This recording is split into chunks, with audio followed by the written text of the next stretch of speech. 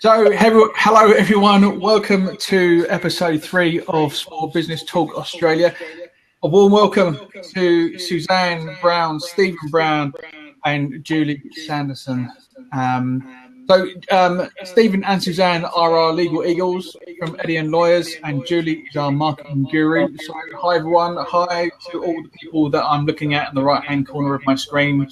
Feel free to ask questions, and Suzanne will answer. I'm delegating today. Okay, so today's episode is going to be all about social media nightmares. And I'm pretty sure we've all had some sort of social media nightmare. Actually, not me, to be honest, because quite frankly, I hate social media. But I'm sure Julie. I'm looking forward to Julie trying to convert me into actually being more active on social media. It's going to be a little struggle, to be honest with you, mate, but I'm looking forward to the challenge. I love a good challenge. You've got one with me. I think the whole of the legal team will experience my my pleasure in trying to convert them all. This is going to be interesting. Okay, so let's start off with my stupid question of the day. Does every business now need to be on social media? And I'll direct that one to Julie. Oh, okay. The important thing to think about is that social media is people-to-people conversation, and it is all about having a conversation. It is not about selling. So if you keep that in the back of your mind, whatever your business is, you will decide whether it fits your total marketing plan, and that's the other critical factor. Do you have a marketing plan that will benefit from people-to-people conversation? I think that the businesses that don't benefit from it are, number one, those that do not have the resources to monitor it closely, because it needs response regularly and both regularly and reactively. So when things are happening, you need to deal with it. The other thing that businesses need to understand is that holding on to or creating a loyalty through their social pages, their social media pages, does not equal advocacy. So if they're expecting a social media set of interactions to suddenly create evangelists for their product or brand, it's not going to happen. So if that's what they want, then it's not the right medium for them. Do you think this is a common mistake that a lot of people make on social media? I do. I really do, because I think it's almost like if you stood in the corner of a park and shouted at everyone, I have 67 oranges for sale and they're really great, and you suddenly didn't sell all 67 oranges off the corner of that park, you'd feel disappointed. Well, it's the same thing. If you do the same thing in social media, it's not going to garner the results you want either. Okay. Now, one thing that I've always been interested to know is trying to pinpoint exactly when this social media explosion happened. For me, it's like microwaves. I don't even remember microwaves coming on, like they just appeared out of nowhere. I'm pretty sure it's witchcraft still. But is it the same with things like social media? When did it all just go boom? Well, whilst it's been around a bit longer, I've been trying to think about it actually, and probably the last 4 years has seen the growth from a business perspective. A little bit longer was the social, you had the MySpace and the YouTube face kind of thing. That all came about earlier, that was very personal. But really from a business perspective, the last 4 years we've seen growth, and it being a useful tool. Okay. For you, being our marketing guru, what is your favourite part of social media? More to the point, what's your most favourite platform and why? For me personally, I actually love LinkedIn. I'm addicted to LinkedIn. There we go. It's a marvelous tool. It's well used and utilised for me because I tend to deal with business people and I want to talk business with business people. LinkedIn is perfect. If I had a different kind of business though, I might love Facebook because it has some really great tools in it as well, and it has a really solid following, of course. Yeah. Lots of other good ones, but they're my favourites. Yeah, no, I have to. Really, for me, I only really use LinkedIn for my business, and that's just been absolutely awesome. But I mean, especially for me and what I do, I can't get my message out on Twitter in 140 characters for my type of business. It's impossible. And Facebook is not the medium for my business. Yeah, I mean, so for me, you know, it is just purely LinkedIn. I'm curious, actually, for our lawyers here today, do you find Facebook good for you, or do you just stick with like a medium like LinkedIn for business to business? We use everything because I want to get my message out to as many different people as possible. And a lot of our target market are not on Facebook, are not on LinkedIn. You would think that senior managers in business would be on LinkedIn, but they're not the ones we want to target. So it's often we find them through Facebook. Right. Okay. That's unexpected. Yeah. So because they don't think they need to be on LinkedIn because they're not looking for a job. Yeah, but I think as well, a lot of people are still in that mindset of LinkedIn is just for, you know, that recruitment tool. Yep. Now, the other thing we use is Twitter, and whatever we put on Facebook or LinkedIn goes out on Twitter with a link after it. So I'll put some 20 or 30 characters with the link to the webpage or whatever it is. And I'm really excited because the voice of Siri. Yeah. The voice of Siri is now following Seriously Susan. How good's that? I thought not everyone Siri follows them. Is there a particular type of social media that generates more business than another platform? You know, do you get more business from LinkedIn than you do from, say, Twitter, or vice versa, or is it Facebook, or is it Instagram? Well, I don't really use Instagram I use Instagram in our migration business, but not so much in our legal business. We do use Instagram for our legal business, but it's more to share with our international portion of what's in Australia. We don't get a lot of business on social media. It's more a branding platform.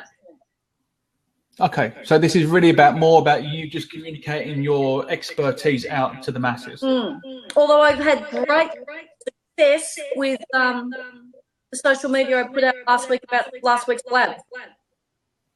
Yeah, actually, I've had a couple of tickles as well when it comes to the blab. So I mean, it's interesting with this being such a. In fact, actually, I've got no idea how new this platform is. It's new to me. Well, it's in beta, so I think it must be sort of new-ish still. But I mean, with posting up on LinkedIn about our blabs, I've certainly had a couple of tickles about people wanting to know more about, like, for instance, like what I do on LinkedIn.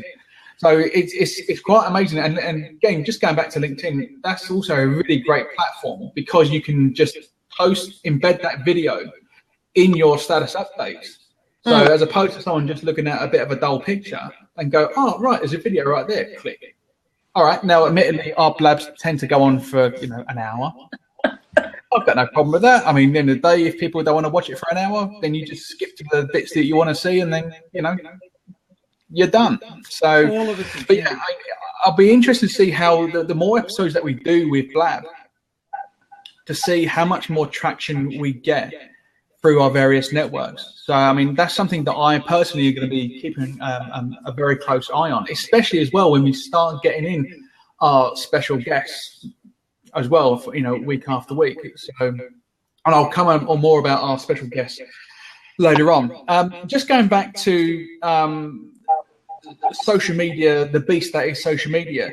Do you think, Julie, that it can be hard for businesses to see the proverbial wood for the trees? They get confused with the whole social media beast, which one to go on, how do I use it? Is it just a case of, I put a photograph up what I do and then just sitting and waiting? Or do you have to be strategic? Do you have to go, right, this is the content that I've got for the month. This is how I'm going to post it. This is how I'm going to structure it. So do you find through the work that you do that some businesses just go like little rabbits caught in the headlights? Like, oh, what do I do? What do I do? I'll just do that. I'll chuck it everywhere. See what happens. Yeah, I think that certainly has an element in it. Most very small businesses in the very beginning can take that path of bright lights and this is just too hard and have little bits and they'll just throw at it. I think the ones who actually succeed, though, are able to sit back and create a plan. And if they do the plan, it'll make it so much easier for them. And I know that's certainly something that I teach, from creating just taking a time away from your regular desk, a short period of time. Pick your platform first of all, how it's going to fit with what your plans are for your business, so that you're making a plan, a marketing plan, or it's really just one of those tools that you use, along with perhaps media releases and website updates and blog entries. And there are so many great tools out there. For instance, little things like Hootsuite. I'm a fan of Hootsuite. You do? Sorry? Yeah, I love Hootsuite. It's wonderful, isn't it? So absolutely. It's a little separate platform that sits beside your social media programs, and you can schedule things. You can tell it where you want to put your different articles and where you want to put your comments and when you want to do it, and it'll just take a lot of the mechanical stress out of social media. Yeah, totally agree. What I've noticed is that some people throw stuff up on social media through Hootsuite or Buffer or whatever, but then they don't do anything else. They're just continually throwing stuff up without actually interacting with anyone. See, now I have to admit, I'm a bit like that with Twitter because I can't get my message out specifically about exactly what I do, from the debt collection side of my business. I try and find content, basically news articles that relate to either debt. I'm massively big on the whole debt thing with China because I'm just waiting for that to implode. And it's going to implode. It's just going to be a matter of time. So I tend to find articles about that. I don't get retweets and things that have been favorited and this, that, and the other. But for me, I don't see it as a platform for me to sort of interact with people because I think, again, it's that whole 140 characters. Me trying to talk in 140 characters, never going to happen. Unless I was using colourful metaphors. Then I could do 140 characters. Like, make your ears bleed. Not a good idea. No. Yeah, exactly. So, and the thing as well, I mean, and see, this is why it's not a good idea, especially for me, because it is a part of your brand when you are on social media. And so I'm always very conscious about what I say and how I say it.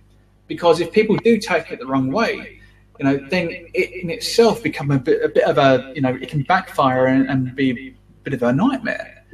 So I think from a business and branding perspective, if you look at Twitter, which I have to admit I don't use an enormous amount for myself, but I do use it for some other of my clients, is to think of Twitter as your headline, nothing else. That's the headline. Yes. And if you think of it that way, and only think of it that way, then it makes it a lot easier to not get stuck in trying to say too much. In fact, when I create for clients, I create, say, a whole blog of which I will take the headline of the blog, and that will be the Twitter feed. I'll take the first paragraph, and that will become a LinkedIn or generally a Facebook post. Yeah. And the blog itself will go onto their website, which will be fed from LinkedIn. So one solid piece of writing, I get 4 platforms covered. Right. Okay. So you just break it down into sort of components. So they're all basically flow on to another. Exactly. Now, the question is then, is that what's the ultimate goal? Once you put a post up and you've put it on social media, where do you want people to go to? Are people supposed to be going to your website? Are they supposed to be going just to, say, LinkedIn to look at your profile? That is one of the best questions ever. You've got so many... Because first of all, half the people that I work with have no idea what they want to happen afterwards. But also a great deal of the other half think that all they're trying to do is drive traffic to their website, which is really important, and it's wonderful. It's a great outcome. But the real outcome that you will really win with social media is that you create a conversation. Yeah. So if you can create a conversation, you have won big time. I just give you a little example of a beautiful outcome. It was a Facebook outcome of an incident that happened. It was a Brisbane business who sold lingerie, a beautiful Brisbane business. They have been going for a number of years, been on Facebook for a number of years, and had a really loyal following on Facebook and also in store and online. This is probably 18 months ago now, and I think Suzanne's probably heard the story. But about 18 months ago, a client of theirs or a person had been into the store and had not had the retail experience that they would really expect there. I believe they were, well, maybe not expect there because they were quite a new person. They'd not been before. They went onto Facebook and had a lovely rant, which is their right, and I think it was actually very kind of them to give this business the opportunity to respond. Before the business even had an opportunity to respond, within minutes, the loyal followers of the business had hopped on Facebook and defended this lingerie business from here to Kingdom Come about how marvellous they were. Now, that kind of loyalty and advocacy, just you cannot buy it. And I was a customer who had put rant on in the first place. I would have been so impressed by the level of loyalty of the customers that I probably would have given them another chance to come back. And I think that's really what happened. Blimey, you can't really say a lot to that, really, but... Once we get ourselves out of the conversation and leave our customers to it, we're winning everything. Well, so yeah, I mean, I believe for me, because again, the different sides of my business, for the LinkedIn side of my business, absolutely, I want people to come to my profile, to look at what I do, how good I am at doing it, and all that sort of palaver. And I know what you mean about creating that whole conversation, because one of the things that I do and that I teach is to generate leads for people's businesses via LinkedIn. And one of the target markets for the dark side of my business was to basically contact CFOs, and that was academic. I mean, it was an absolute walk in the park to actually get me a list of 5,000 plus CFOs and start to connect with them. But there was a post that I wrote, a blog post I wrote a couple of years ago now, and I regurgitate it probably about every 8 months. I regurgitate the same post because it generates so much traffic because it annoys people. But it annoys people in a way that is constructive, because the title of the post was, can there ever be love between sales and collections? Now, anyone that's been involved in the corporate world know that sales and collections, they butt heads all the time, because sales are the start of the revenue process, collections are at the end of the revenue process. Now, if sales are out there doing their thing, but they're promising the wrong things, by the time it comes to people generating the invoices and the collections guys and girls trying to collect the money, you've got the client saying, well, your sales guy promised X, Y, Z, and you haven't delivered it, so I'm not going to pay you. So I created a blog post structured it around that.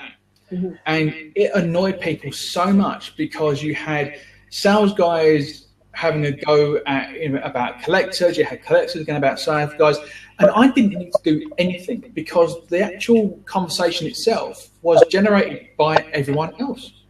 Absolutely by everyone else. So all I need to do is basically sit back and watch. And the end result with that was that everyone was basically coming to my LinkedIn profile. So out of that one post, I got so many leads for doing debt collection consulting, as well as teaching people about LinkedIn. So I mean, I know exactly what you mean about that. So and I never thought in a million years that I could get just a random article that I've written to generate so much response. Even now and again, I still get the odd response and the like from the original post that I put up a couple of years ago.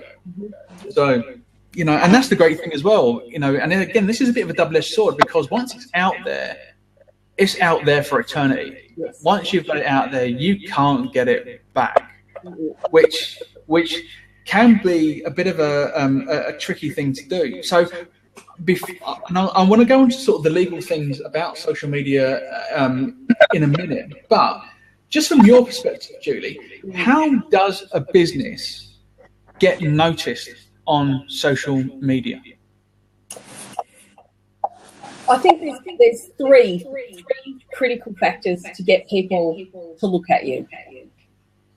One is the same with anything to do with the online world, is be consistent.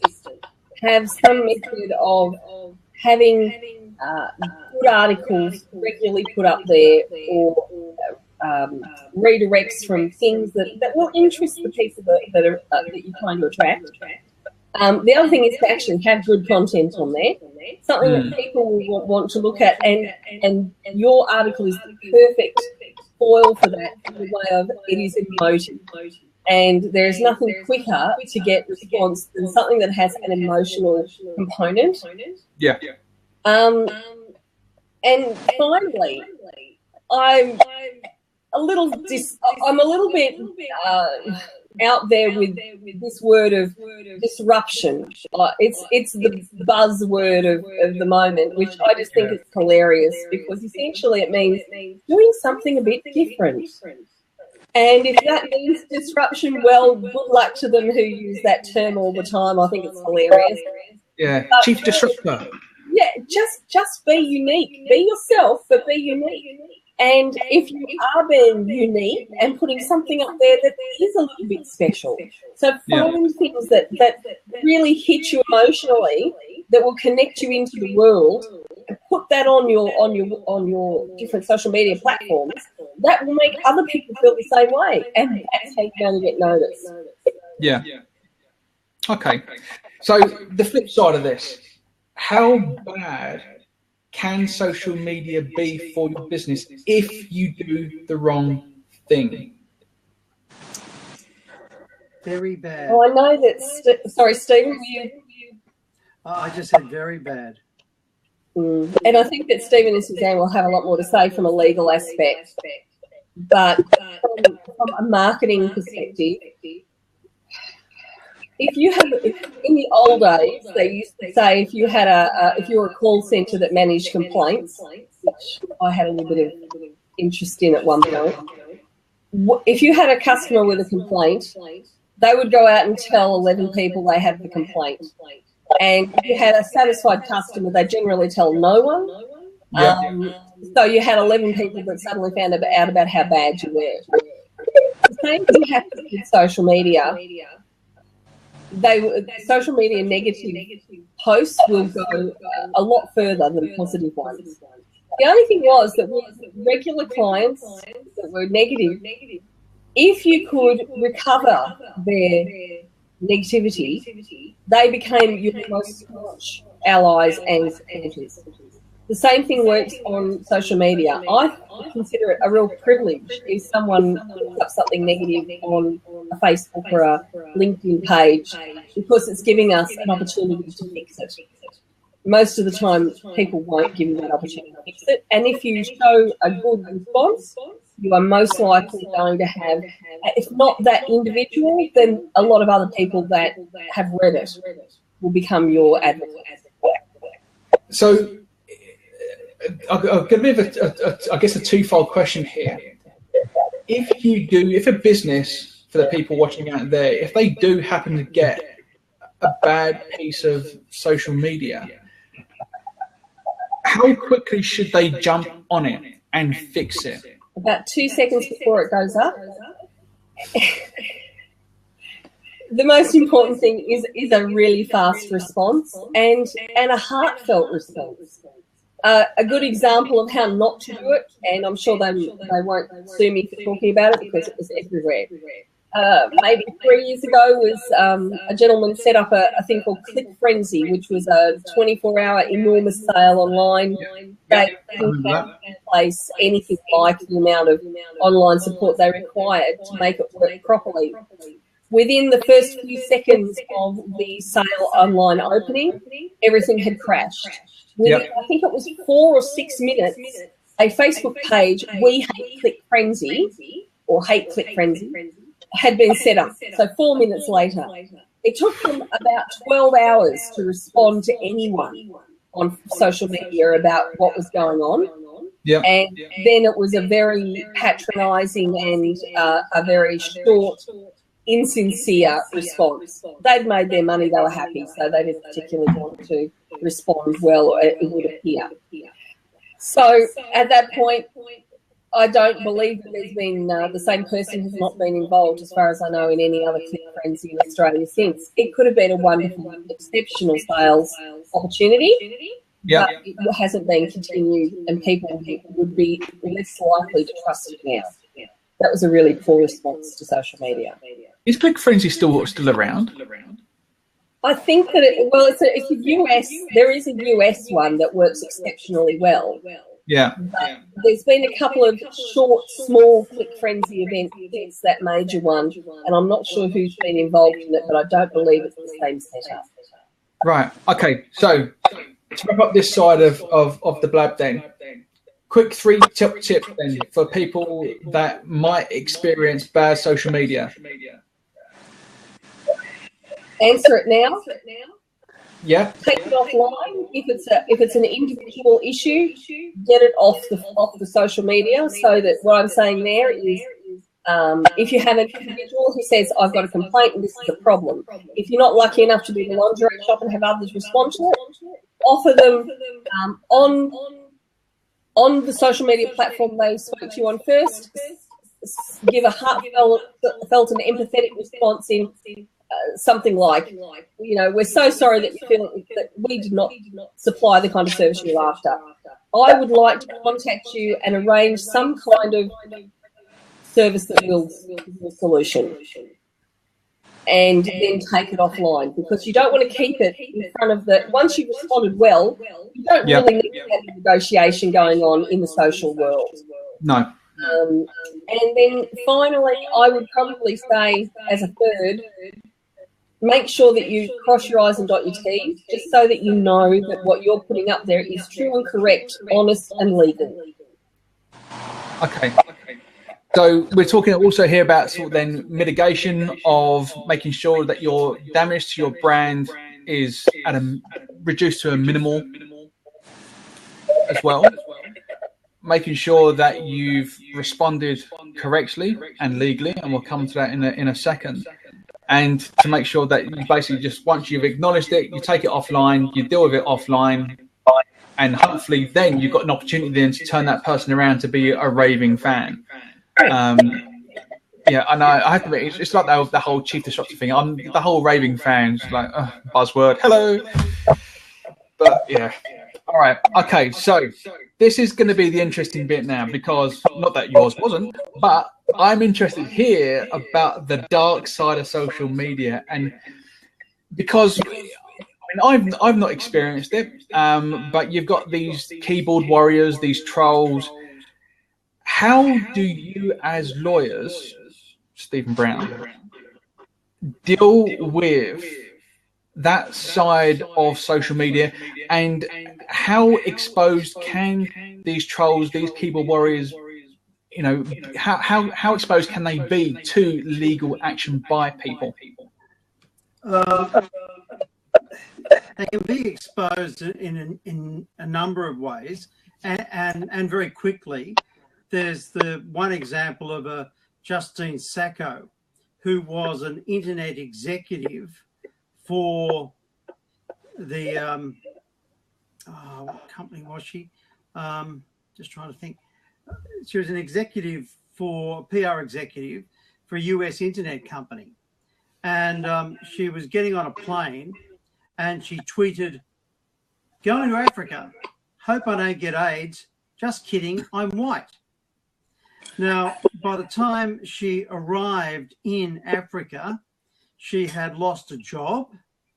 She was being sent back immediately to America, and the company, lost a lot of business as a consequence of it. So you need to be very careful. Now, she thought that her tweet was merely going to her friends as she saw them, but it was everywhere. And by the time she got to Africa, there was a hashtag regarding, Justine Sacco. Now, has Justine landed yet? And it was quite readily a problem. The difficulty that Julie was talking about getting support from your customers can be a problem, in that there was a case recently of a Lee Madden and Sea Folly. Lee Madden is in the business of designing swimwear, as was Sea Folly.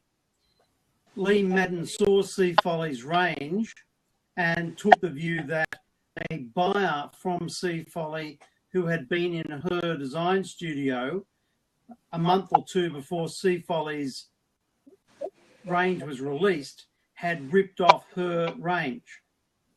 So she went on to social media saying, seriously, almost an entire line rip-off of my shipwreck collection.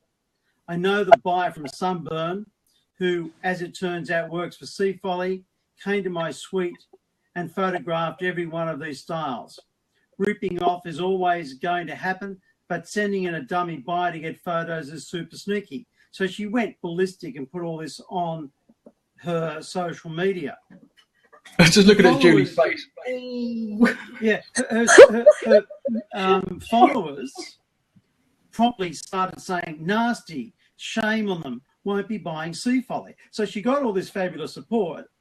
Sea Folly then sued her for misleading and deceptive conduct and won.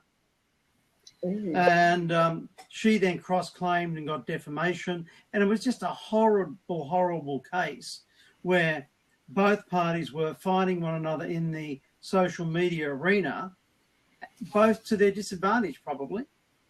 And the difficulty with all of it was that people, and Julie won't like this, were using their emotion and not thinking.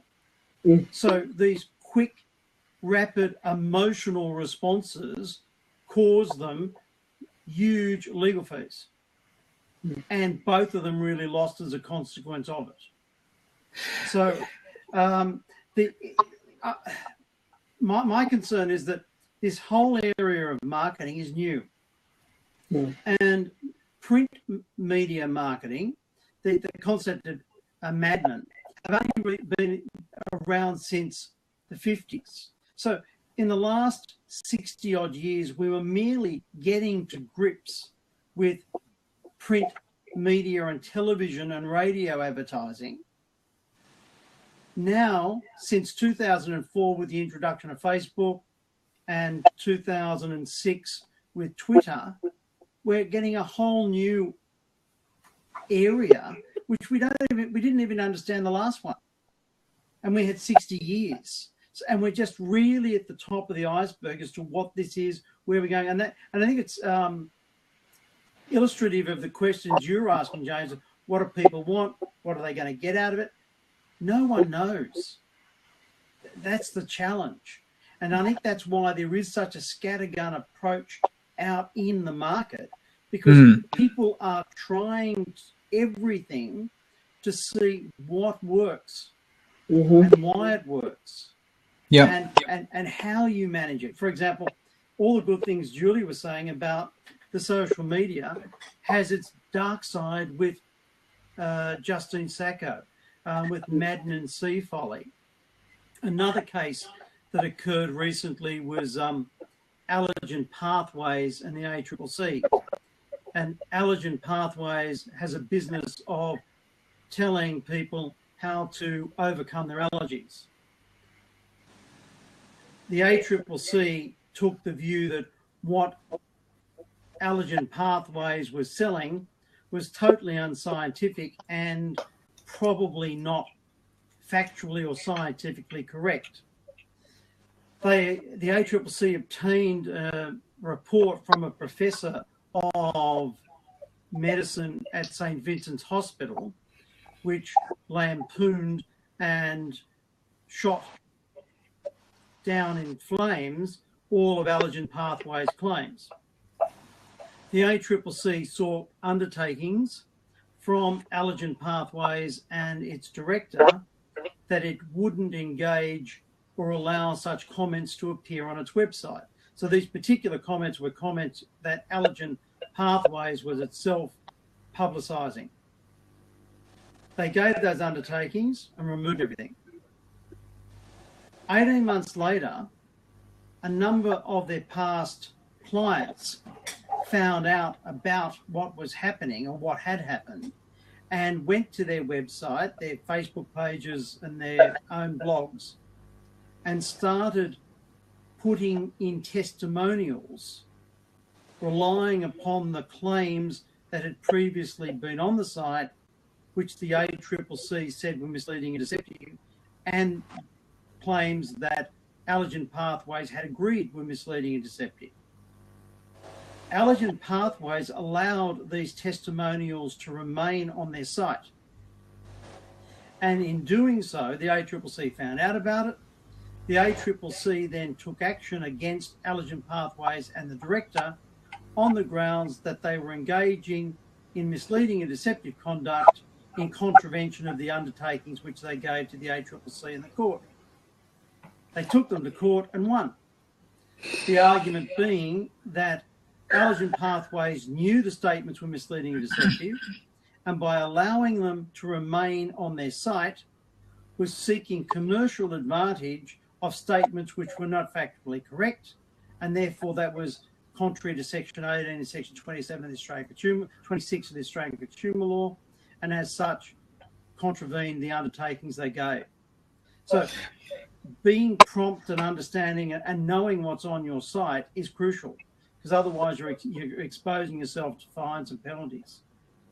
So just would it be fair as well to say that any business out there, large, small, micro size business, it would be a prudent move to have a documented social media policy that your employees sign, just to make sure that that your business has some measure of comfort? Can it work like that? Where the onus is back onto the employees, and that the company absolves himself of any sort of responsibility? Or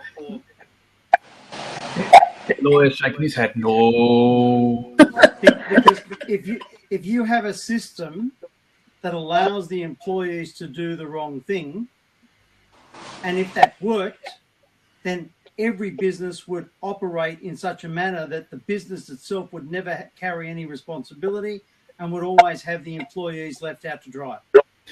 So, and the law takes the view that that's totally inappropriate.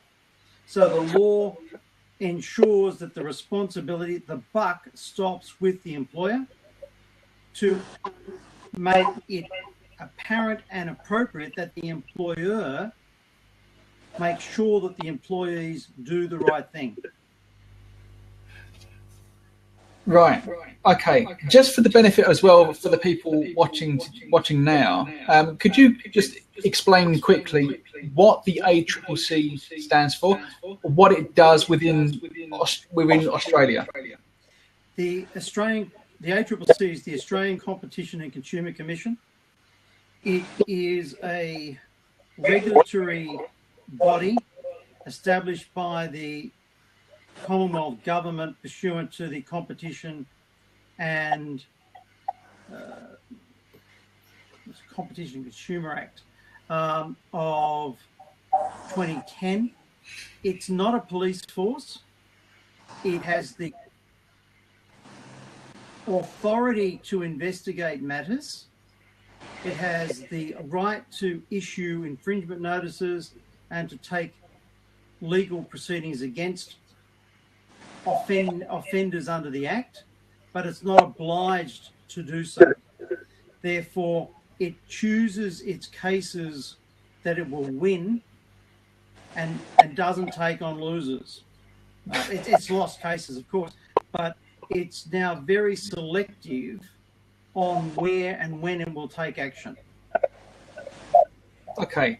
So would it be a fair assumption then to say that the law here in Australia, and maybe the law internationally, is on the back foot in trying to pass laws, legislation to try and protect people, businesses, brands with social media? No. Only because the concept of misleading and deceptive conduct is exceedingly broad. Intention is irrelevant. You do not have to intend to mislead or deceive to be engaging in misleading and deceptive conduct.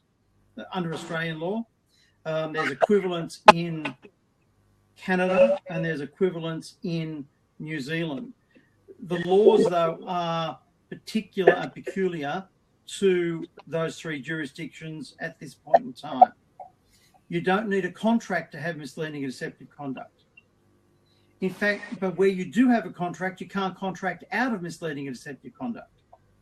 Silence can amount to misleading and deceptive conduct.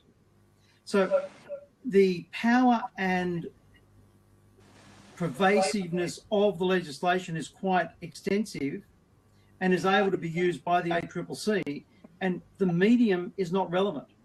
So if you're misleading and deceptive on Twitter, the ACCC can take action. It's not only the ACCC that can take action. Any person in Australia where they see misleading and deceptive conduct can take action against the offending person. So it happens that a lot of large companies will take action against their competitors where they see their competitors engage in misleading and deceptive conduct if the ACCC doesn't do so. Why? Because they can stop them. Right. They can stop the competitor taking action which they think is beyond the pale if they're successful. They can then get a corrective order against them and use and throw that corrective order back in the face of the competitor time and time again. So they can go out to the public and say, look what our competitors have done. They're nasty, untrusting people. Don't buy from them. Excuse me, Stephen, may I ask you a question regarding that? Yeah. Is there a geographic jurisdictional issue, for instance, if, I don't know, General Electric or any US firm put on their Facebook page that is hosted and written in the US but viewed in Australia, would that, could we still prosecute them, if thinking of a better word, but would we still be able to take action against them if they put something that was considered misleading within Australia? Are they selling in Australia, or are they just or is the ads, or is the information just able to be seen here? Well, the idea was assuming that they were selling in Australia. Yes. Okay. You wouldn't be able to sue the overseas entity. You'd have to sue the Australian office here, but yes, to the extent that the Australian office was taking on the representations of the parent, it would be liable in this country. Thank you. So obviously, we couldn't impose for you to provide legal advice because that would be inappropriate. So in sort of general, non-specific terms, what would you say to any Australian business how to sort of protect themselves when it comes to social media? What would be your top tips? Well, the first tip is you shouldn't put anything on any social media without it being legally vetted. Just don't do it. We'll just get to legal advice on it first. You've got to think big multinational company, before they put out an ad in print, they send it to their lawyer to have a check. They don't just publish it and then hope for the best. Because just like sales and collectors don't get on, advertisers and law don't get on either, because they'll put out anything they can do that they think is going to draw people in. So what Stephen's saying is right. If you want to put it out there, get it checked. And the difficulty is you can't even have a checklist where one of the questions is this true? And have the truth as your guiding line, because truth's not relevant. If the truthful statement is still misleading and deceptive, you can have a problem. For example, there was a case in Double Bay where prior to the internet, so it's not an internet-related case, but it illustrates it. And a restaurant called the New York Deli was up for sale. And they advertised it as licensed restaurant, true statement, capable of seating 120 people, true statement. What they didn't say, though, was the liquor license only allowed 84 people to be seated at any one sitting. Right. And the purchaser bought the business arguing that they relied upon the fact that the business was operating in excess of its liquor license capacity. Therefore, its profit and returns were based upon the incorrect or excess figures. Therefore, it paid based upon that return, which it was no longer able to maintain when the licensing police came and shut them down for having in excess of 84 people in the restaurant at one and the same time. Yeah. So just even because it's true doesn't stop a misleading and deceptive conduct claim. Can law, and I sort of know the answer to this one already, but I'm going to ask it. Can lawyers serve people on social media? Yes. So you could serve someone on Facebook. Have done so. There was a client who was a very nasty client who left Australia without paying their legal bill, and this particular person was in the business of being a high-end market speaker on the speaking circuit. And she left the country and went to Chicago, where she started doing her speaking and operating from. We got a judgment against her for the unpaid legal fees, and we were able to establish that she was accessing her Facebook account, and because she had a contact or connection with Australia, we got an order for substituted service to serve her publicly on Facebook by lodging the statement of claim on Facebook. Isn't that scary? And the really good thing was that she didn't like it so much we ended up getting paid very quickly. Well, I mean, to be fair, you get served on Facebook. Oh. Love it. I know, that's just hilarious. So, I mean, if you could do it on Facebook, could you do it on, I don't know, Twitter, for example? No, because you don't have. You're limited to 140 characters, and you've got to serve the entire document. You just can't just now, say. What you could do is after it's been served on Facebook, you could say you've just been served and use that as your headline, as Julie was saying. All right. Okay. So let me just flip this around then. So if someone has been a victim of social media, of cyberbullying, being trolled, keyboard warriors, all that sort of stuff, can they personally take legal action against someone who is doing the defaming? Yes. But and also the site. So if you're an advertiser and you've got a site, and let's say it's Facebook, yeah, and you allow people to upload information onto your site, and a user-generated content uploads defamatory material, both the person who lodges the user-generated content and the operator of the site are liable in Australia for defamation, because the owner of the site is in the shoes of a television, radio or newspaper publisher, and under Australian law the publishers are as liable as the person who made the statement. So would that be irrespective whether you had proper website terms and conditions? Correct. Yep. Because defamation is defamation.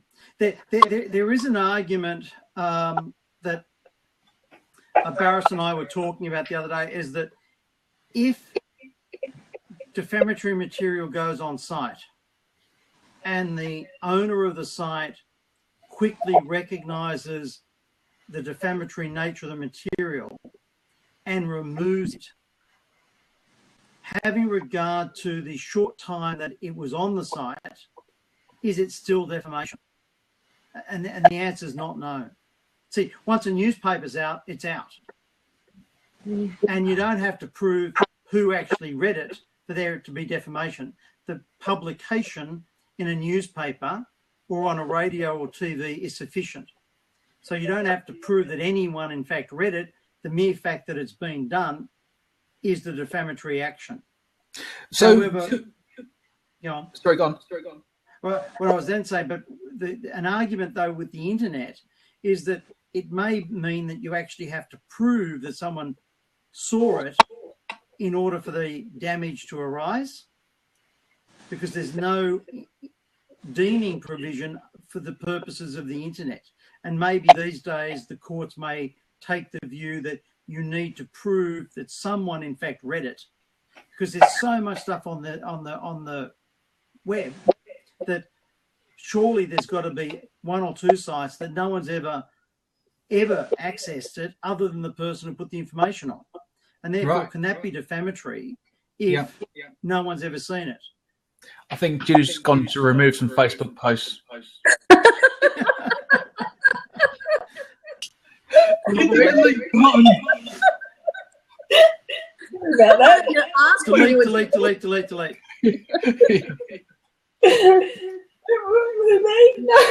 Nothing to see here.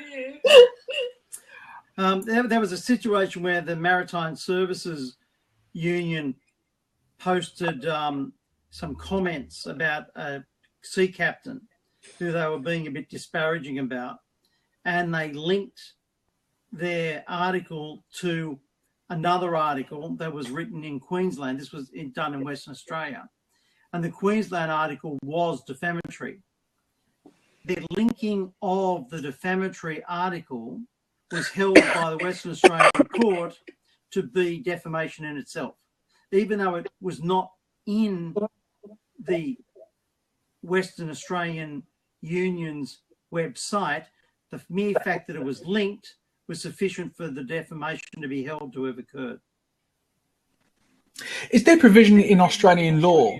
I'll give an example. Let's say someone is trolling Julie, which would be really stupid. But let's assume someone is they've defamed Julie in one sense or another, and they live in, let's say, America. Is there provision for action to be initiated by Julie under Australian law to them? Dow Jones and Cooke and Gutnick, 2002, 2010, CLR 575. Yes. You, Rain Man. No, I just know some cases off the top of my head. It's very scary. Every episode we do so far, I'm just like, okay, my level of scariness about him has just gone up a little bit more. And that's this case actually illustrates the question that Julie was asking. Dow Jones published statements in the Times magazine in New York. Gutnick was an Australian, and he was defamed by the article. The newspaper article wasn't published here, but it was on their website, and the court held that the fact that it was available in Australia meant that he'd been defamed in Australia, therefore he could sue Dow Jones here, and he was successful. Wow. There we go. So there you go, Julie, you can sue someone. Wonderful. Just in case it happens. Ignorance of the law is no excuse. All right, okay, so let's just wrap this up. Where do you think, it's going to be a bit of a two-part question here. The first part is really more directed to Julie and Suzanne. Where do you think social media is going to be, let's say, next 5 years? Get the crystal balls out. Let's go. Come on. I think it'll consolidate. I think that instead of having half a dozen good platforms, I think we'll probably bring it back down to maybe 3 that will be doing pretty much what we want it to do. And I think that most, if not all, businesses will be involved in it in some format. You can't say it's going to consolidate because every second day someone's developing something new. We just got Blab, Periscope, we didn't have last year. So we just don't know what's coming. Okay, so the flip side to that is, Stephen, where do you think the law is going to position itself in terms of like all these social media platforms, the emerging social media platforms? Let's take Blab, for instance. Where do you think what's going to happen, say, in the incoming years? Well, as I said earlier, the misleading and deceptive conduct which is there will cover that form of material, that form of behaviour already. So there won't be really any change. The defamation laws are taking account of the media and internet, so they probably won't be changing either. Copyright won't be changing. I don't really see a great deal of a law. See, it's really only a medium. What things may change is that the concept of us signing our name to a document is historically new. We've had common law courts since the 1300s at least. So we've had 700, 800 years of common law. Of those 800 years, we've probably only recognised actual handwritten signatures for less than 100. The previous 700 have all been X's or seals of some sort. So where we're probably heading now is with electronic communications is going back to some form of mark or signature through a seal, which will be your attestation of acceptance of an email or a contract through the internet. So we're very myopic as to where we think things are and have been. And we think that because we use a signature, it's been like that for centuries. Whereas in fact, the converse is true. Yeah. I think, like Suzanne, I don't know where it will go. If we knew that, we would be doing it from some far-fetched, wonderful tropical island where we would be making squillions of dollars through what we're doing with the internet. Well, so I really don't know where it will be. To be fair, we are in Sydney and you're in Brizzy. Yeah, we're getting there. It's not the Maldives, though.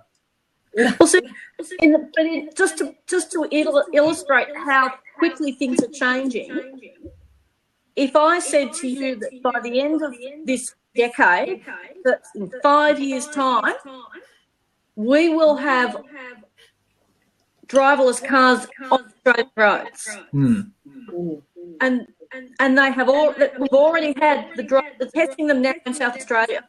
Yeah. The people are saying to me, "Oh no, that won't be in our lifetime." But the government is now looking at the laws. Pardon? I wonder why South Australia. Because there's no one there on the roads.